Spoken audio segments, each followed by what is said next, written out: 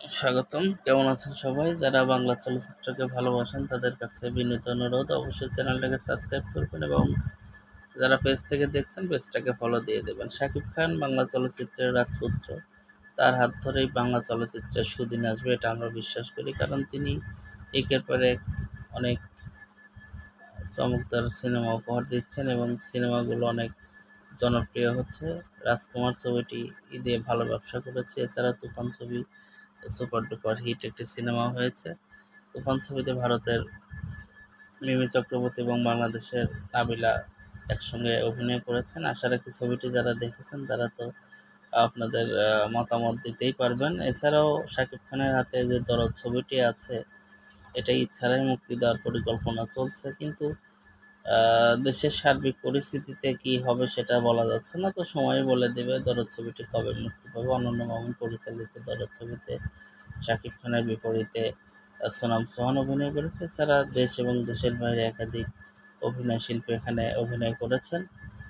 এখন চলে আসি শাকিব খানের ২ ঈদে কী ছবি মুক্তি পাচ্ছে এবং সে ছবির ঘোষণায় বা কী আসছে, সেটা নিয়ে অনেক জল্পনা কল্পনা সবার মাঝেই লক্ষ্য করা যায়। কিন্তু এখনো পর্যন্ত তেমন কোনো ঘোষণা আসে নাই যে কোন ছবি শাকিব খানের ঈদে আসবে এবং কাদের সাথে তিনি কাজ করবেন, কোন পরিচালকই বা কাজ করবেন। তবে অবশ্য ভেতরে হয়তো তাদের কোনো প্ল্যান প্রোগ্রাম আছে যেটাতে তারা আস্তে আস্তে আগাচ্ছে। হয়তো সেভাবেই সিনেমা মুক্তি দেবে। কারণ ঈদ মানেই তো শাকিব খানের সিনেমা।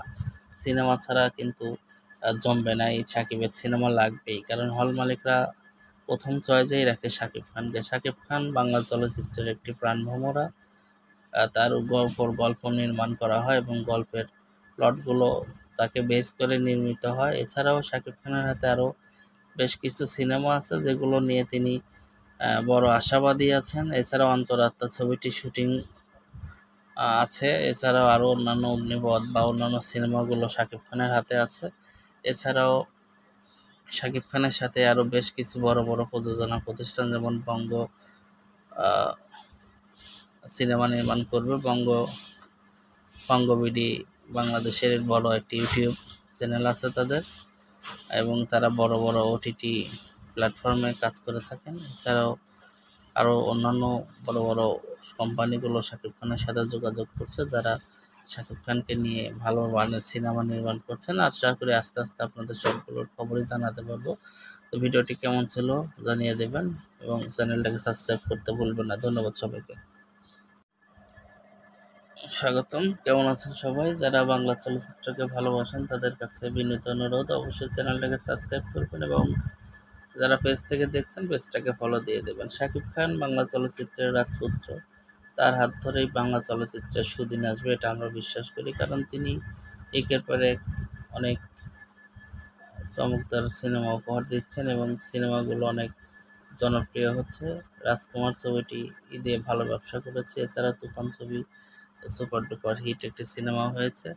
তুফান ছবিতে ভারতের মিমি চক্রবর্তী এবং বাংলাদেশের নাবিলা একসঙ্গে অভিনয় করেছেন। আশা রাখি ছবিটি যারা দেখেছেন তারা তো আপনাদের মতামত দিতেই পারবেন। এছাড়াও শাকিব খানের হাতে যে দরদ ছবিটি আছে, এটা ঈদ ছাড়াই মুক্তি দেওয়ার পরিকল্পনা চলছে, কিন্তু দেশের সার্বিক পরিস্থিতিতে কি হবে সেটা বলা যাচ্ছে না। তো সময় বলে দেবে দরদ ছবিটি কবে মুক্তি পাবে। অনন্য মামুন